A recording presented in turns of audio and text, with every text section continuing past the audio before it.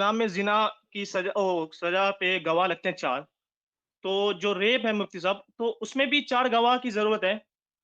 نہیں، ریپ جو ہے وہ تعزیرات میں آتا ہے، اور دو طرح کی سزائیں ہیں، حدود اور تعزیر۔ تو حدود میں ہوتا یہ ہے کہ جو جتنے گواہ یعنی قرآن نے یا حدیث نے ذکر کر دیے اتنے ہی چاہیے۔ زنا میں 4 گواہ چاہیے تو 4 ہی آئیں گے، اگر 4 نہیں آئیں گے تو زنا کو ثابت نہیں کیا جا سکتا، انلیس یہ کہ جو زنا کرنے والا ہے وہ خود ایڈمٹ کرے۔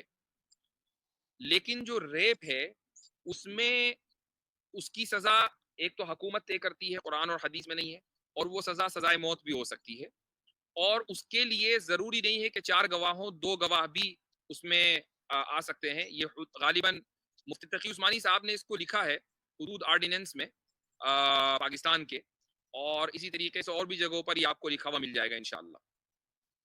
اچھا، وہ مفتی صاحب جیسے ان کو ریپ کے بعد وہ عورت جیسے پریگننٹ ہو جاتی ہے، تو جو اس کا جب بچے کی ولادت ہوگی تو اس وقت جو اس کا خرچہ ہوگا یا پھر اس کی ذمہ داری ہوگی، تو مفتی صاحب وہ کون اٹھائے گا؟ یا پھر جو اس کے والد کا نام چڑھے گا، یا پھر وہ بچہ بھی مطلب کس کے کفالت میں آئے گی وہ بچہ؟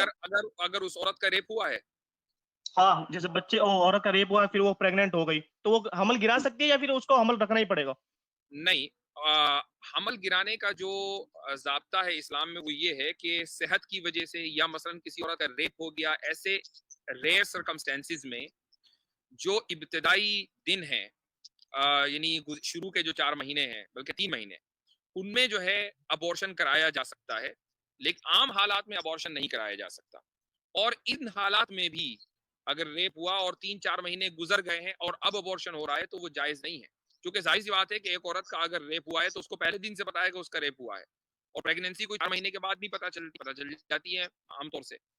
تو یہ اس کا اب یہ کہ بچہ پیدا ہو گیا، مثلا اس نے ڈیسائیڈ کیا کہ نہیں میں اس بچے کو دنیا میں لے کر آؤں گی، تو اس کی جو کفالت ہے وہ دراصل اسلامی حکومت کے اوپر ہے، اس بچے کا کوئی قصور نہیں ہے، حکومت اس کی کفالت کرے گی۔ اچھا اچھا مفتی صاحب بس ایک لاسٹ کوشچن اور ہے۔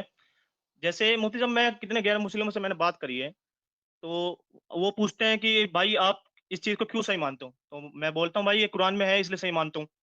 تو وہ کہتے ہیں کہ قرآن میں جو بھی آئے گا صحیح مانو گے؟ میں نے بولا ہاں بھائی۔ اچھا، پھر وہ کہتے ہیں کہ اگر مان لو کہ قرآن میں آتا ہے کہ چوری کرنا صحیح ہے یا پھر قتل کرنا کسی انسان کا صحیح ہے، تو جب آپ کیا کرتے ہیں؟ کیونکہ آپ تو قرآن پہ سب کچھ مانتے ہو۔ میں بولتا ہوں بھائی یہ قرآن میں ہے ہی نہیں کوشچن، تو آپ یہ پوچھتے کیوں ہو؟ تو کہہ رہے آپ بتا دو بس۔ آپ ان سے سوال کیا کریں کہ مان لو اگر تم بغیر ماں باپ کے پیدا ہوتے تو تم آج کس کے ساتھ رہتے، تم کس کا نام اپنے نام کے ساتھ لگاتے؟ تو وہ کہتے ہیں بھائی یہ میں کیسے ممکن ہے کہ میں بغیر ماں باپ کے پیدا ہو جاؤں؟ کوئی نہ کوئی ماں کوئی نہ کوئی باپ ہوگا۔